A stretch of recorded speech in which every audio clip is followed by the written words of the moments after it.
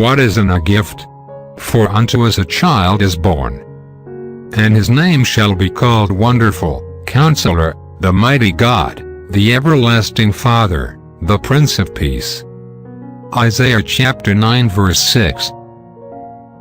To Christians, the joy of Christmas is not limited to his birth.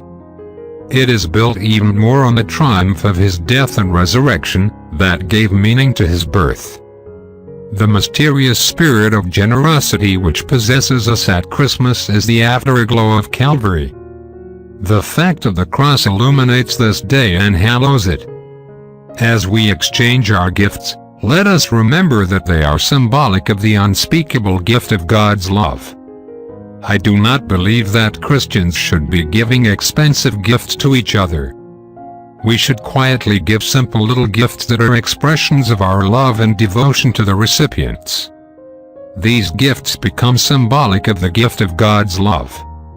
How much money could be saved and invested in the kingdom of God by thousands of Christian families every year if the true meaning of Christmas was observed? Prayer for the day.